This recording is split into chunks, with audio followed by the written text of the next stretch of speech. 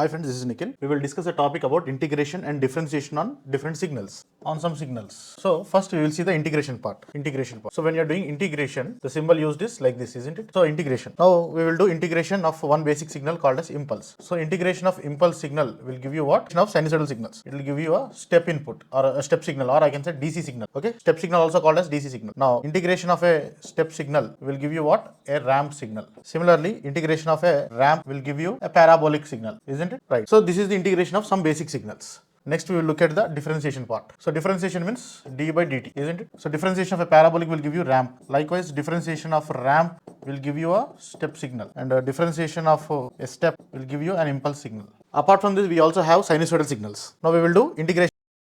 So integration of sine is what? Integration of sine is minus cos. So here I want to make one thing clear. So whenever we are talking about integration is nothing but a lead operator. Whereas whenever you are doing differentiation is a lag operator. That means any signal you are applying integration, that signal will lead in phase. Any signal you are applying differentiation, it will lag in phase. So I am telling you integration of sine is minus cos. What is the sine wave? How does it look? This is how the sine wave looks. Now for this sine wave, apply integration. If you apply integration, I am telling that it should shift ahead. So it will shift in phase. So it will shift like this.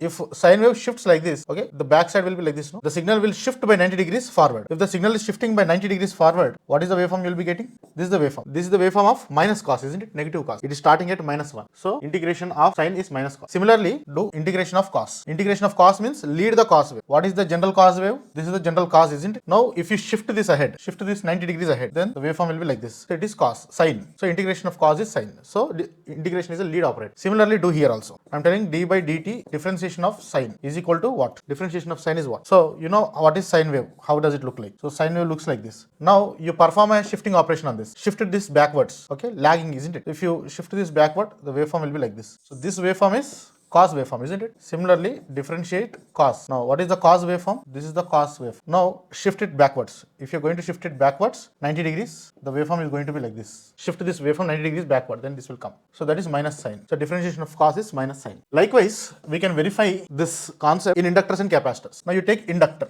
In inductor, what is the general rule? Current will lag voltage. I lags voltage. Now for an inductor only, what is the voltage expression? L di by dt. Among voltage and current, who is in differentiation? Current is getting differentiated. That means current will undergo lag operation. So therefore, from here I can say I will lag voltage. So hence proved. Similarly, take a capacitor. Capacitor, general rule we know, current will lead voltage. Current will lead voltage in a capacitor. Current leads voltage in capacitor means I can say voltage lags current in capacitor also. In a capacitor, current drawn by the capacitor is given by C dV by dt.